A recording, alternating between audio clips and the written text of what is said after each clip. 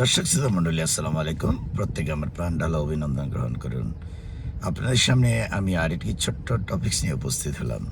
টপিক্সটা হলো এরকম: দায়িত্ববোধ এবং অবজারভেশন সম্পর্কে কিছু কথা। আপনি যখন সমাজে জীবনযাপন করবেন, আপনার ঘর থেকে শুরু করে পরিবার, সমাজ এবং আপনার গণ্ডির আশেপাশে যতটুকু এরিয়া রয়েছে, সব অবস্থানগত দিক এবং সর্বোচ্চ রাষ্ট্রীয় পর্যায়ে এবং সমগ্র বিশ্ব নিয়ে কথা বলছি। কারণ সমগ্র বিশ্বে প্রায় 800, এখন হয়তো প্রায় 850 কোটি মানুষ রয়েছেন। আল্লাহ রাব্বুল আলামিন প্রত্যেকটা মানুষকে বিবেক, বিবেচনা, বুদ্ধি দিয়ে পৃথিবীতে পাঠিয়েছেন।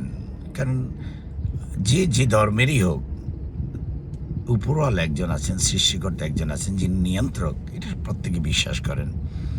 আমরা যারা মুসলমান, আমরা আমাদের নিয়ম নীতির মাধ্যমে আল্লাহকে আমরা 5 ওয়াক্ত নামাজে এবং সার্বক্ষণিক বিপদে আপদে স্মরণ করি।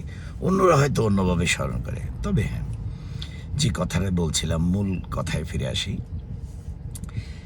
যিনি একজন ভালো মানুষ, যার মধ্যে দায়িত্ববোধ রয়েছে, তিনি যদি দায়িত্ববোধ নিয়ে জন্মগ্রহণ করেন, কখনো দায়িত্ব এড়িয়ে চলতে চেষ্টা না করেন, তখন তিনি প্রত্যেকটা জিনিস অবজার্ভ করেন।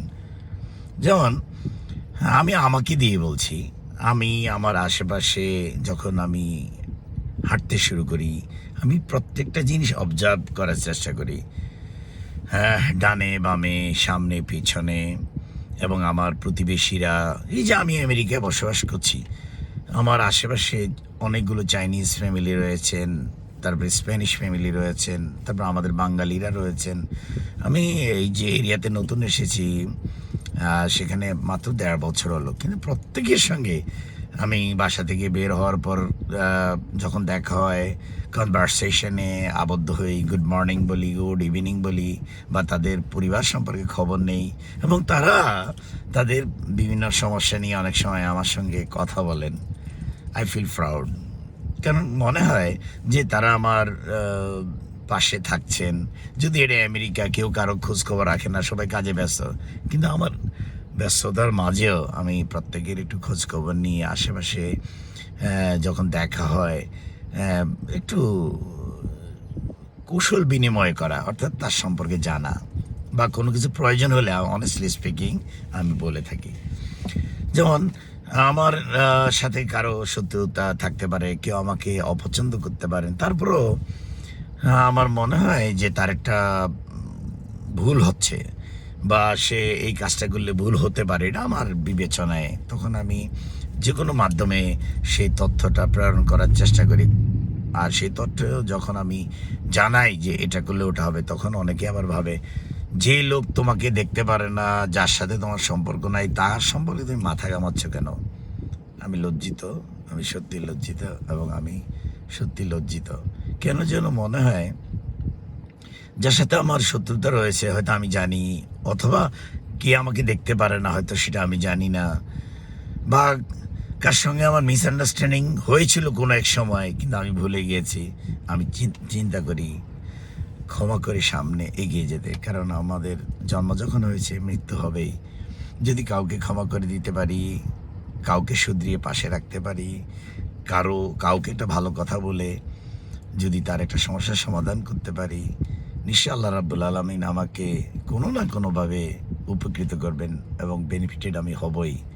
কারণ আল্লাহ রাব্বুল আলামিন আমার কিসমতে আমার জন্য যা বরাদ্দ রেখেছেন, তা আমি বৈধ আর অবৈধ যেভাবেই আমি অর্জন করি, সেটা আমার আসবেই। তবে একজন মুসলমান হিসাবে আমি আমার বৈধভাবে উপার্জনের জন্য আমাকে অপেক্ষা করতে হবে।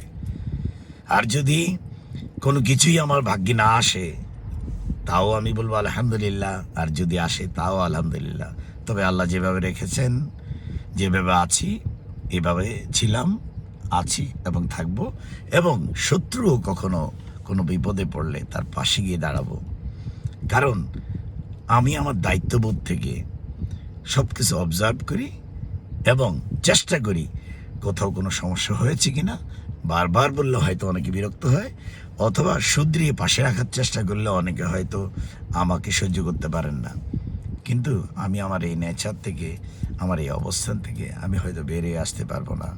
আমৃত্যু মানুষের পাশে থাকবো, আমৃত্যু মানুষের কল্যাণের কথা ভাববো, আমৃত্যু প্রতিটা মুহূর্ত আল্লাহকে স্মরণ করে এগিয়ে যাব।